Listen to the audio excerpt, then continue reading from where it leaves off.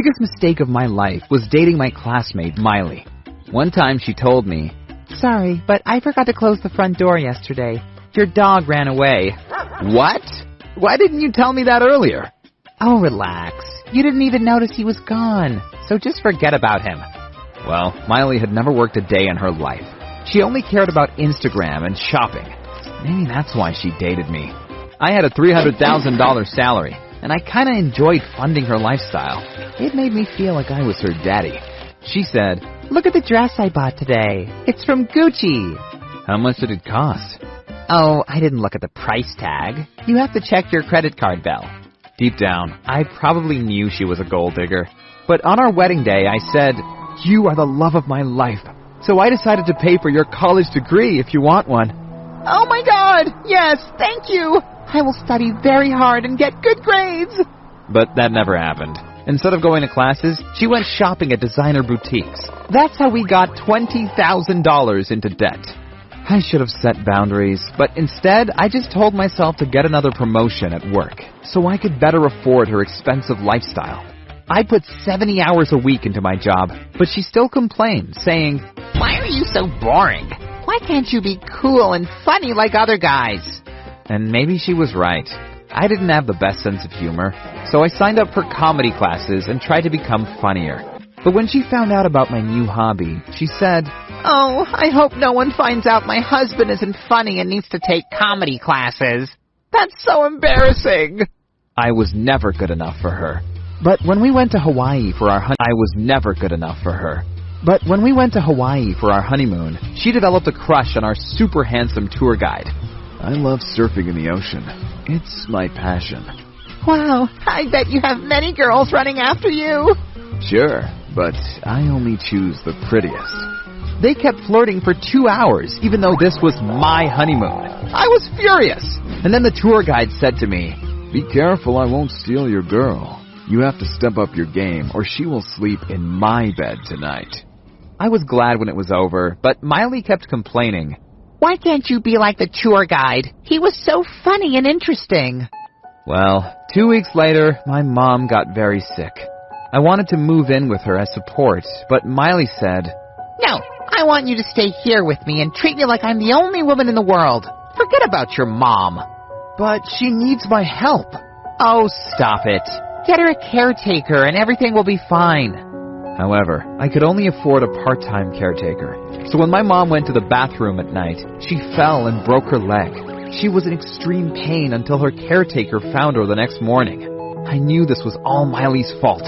I wanted to dump her, but I was too afraid and put it off. Then, a week later, she told me she was pregnant. And for some strange reason, that changed her. Suddenly, she treated me like a king.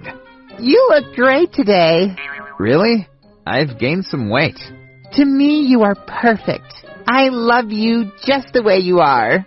Why was she suddenly so nice to me? "Love you just the way you are." Why was she suddenly so nice to me? I concluded that being pregnant made her more family-oriented. But oh boy was I wrong about that. When the baby arrived, he was the wrong color. Obviously, Miley had cheated on me with a black guy.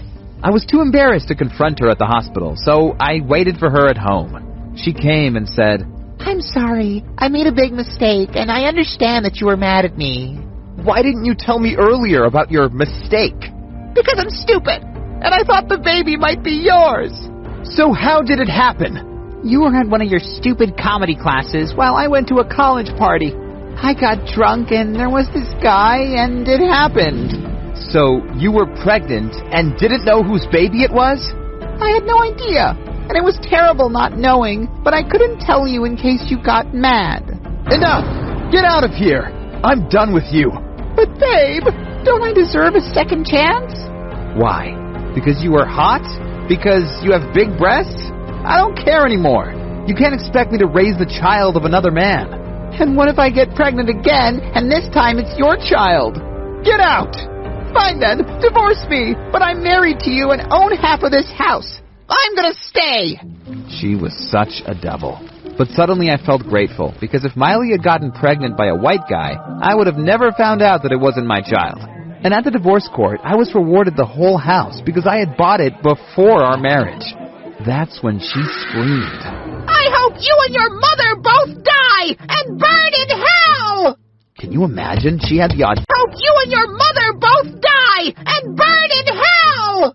Can you imagine? She had the audacity to come and knock on my door. Please help me and my child. We need shelter. It was raining, and I would have let her in, but I was too afraid she would get violent and stab me with a knife or something. So I just let her stand in the rain. And it turns out that the father of the child wants nothing to do with Miley either.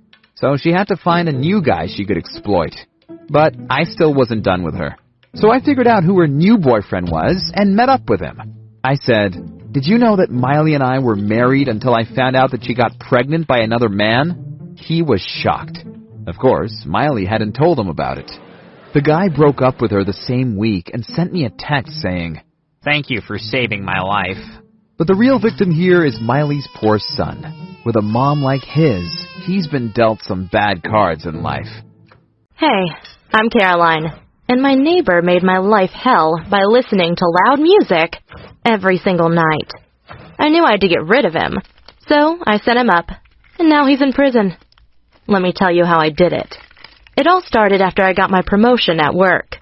Finally, I had enough money to move out of my mom's home and to find my own place.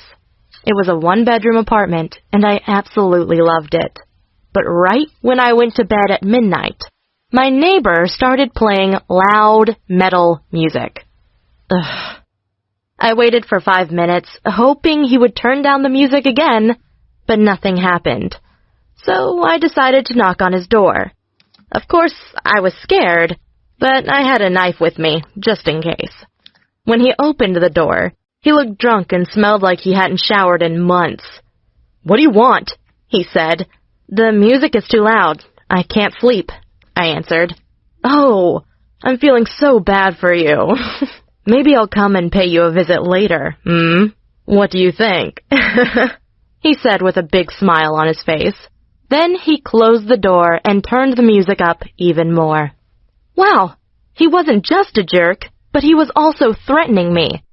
I immediately called the police, but all they could do was ask him to turn his music down. But as soon as they left, my neighbor turned his music up again. I might look like a nice and sweet girl, but you better not mess with me. It took me less than 5 minutes to come up with a plan to destroy this whole man's life. And here is how I did it. Right the next day, when my neighbor entered our building, I left it so he knew I wasn't at home.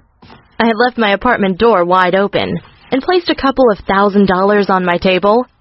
I knew if my neighbor saw the money, he would go and try to steal it. That's why I planted a video camera into my apartment that would record everything. And I also asked my best friend to overwhelm my neighbor in case he would try to steal the money. Well, everything went as planned, and after my neighbor had picked up the money, my friend threw himself on him and held him down until the police arrived. I was there too, and it felt so good to see him being arrested with handcuffs and all. But of course, he knew I had set him up. So when he saw me, he screamed, "It's not over yet! I will come and find you!" However, he shouldn't have said that in front of the police, because when it was time for him to be trialed, he not only received a 2-year prison sentence for burglary and attempted theft, but another 6 months for threatening me. I was so happy that he was locked away, but then something very scary happened. 1 week later, I was walking down a street at night, when suddenly the doors of a car right next to me opened with 2 men coming out of them. I immediately knew they were coming for me, so I started running as fast as I could. I hadn't done sports in years, but in college I was in the varsity team, so I knew how to run. And trust me, I ran. For at least 1 minute they were right behind me, but they couldn't keep up and quickly gave up. After I escaped, I immediately called the police, and it took them less than a day to find video camera footage of the car that the 2 men had come out of. The owner of the car was a notorious member of a well-known biker gang. You know, one of those losers that need to drive loud motorbikes to feel important. When the police investigated further, they found out that my old neighbor was well connected to the motorbike gang, And he had ordered them to kidnap me or even do worse. The police said my life was at risk, which is why they brought me into the witness protection program. Now I'm living in a different city with a new identity and a new job. Of course it sucks, because I can't meet up with my family or my old friends anymore. All we can do is talk via video chat.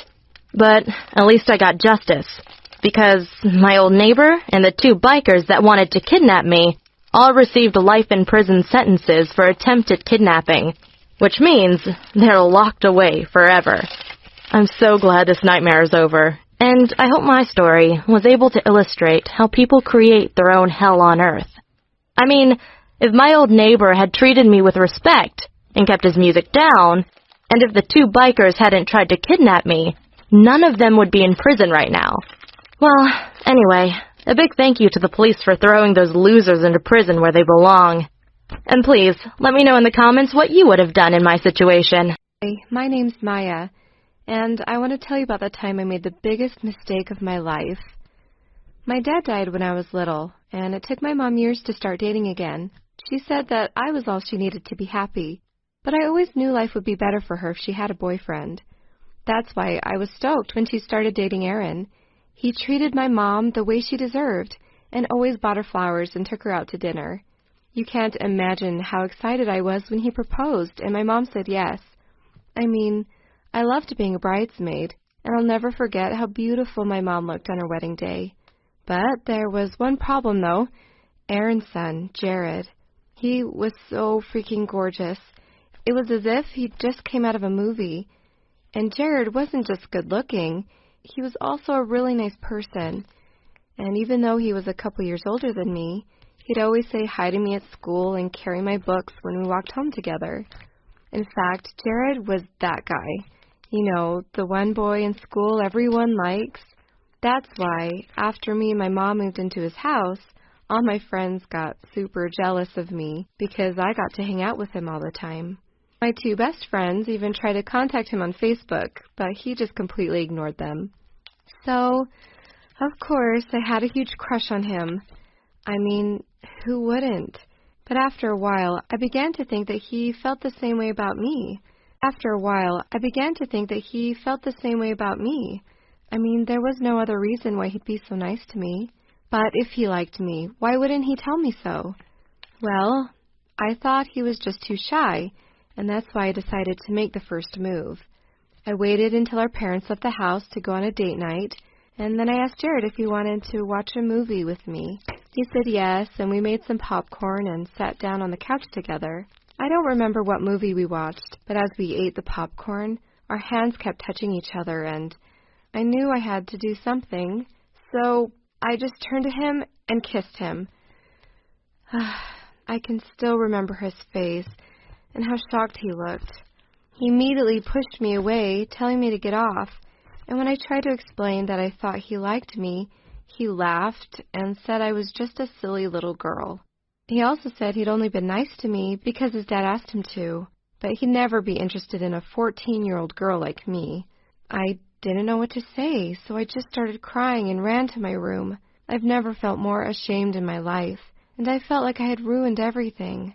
Luckily for me, Jared didn't tell anyone what I'd done, but still, things were never the same between us. When we were on our own in the house, we both stayed in our rooms avoiding each other, and he even stopped saying hi to me at school. The worst part was that we lived in the same house, so I couldn't just avoid him. That's why every time I saw him, I remembered what an idiot I'd been. I wish I'd never tried to kiss my own stepbrother. Have you ever fallen in love with the wrong person? Tell us your story in the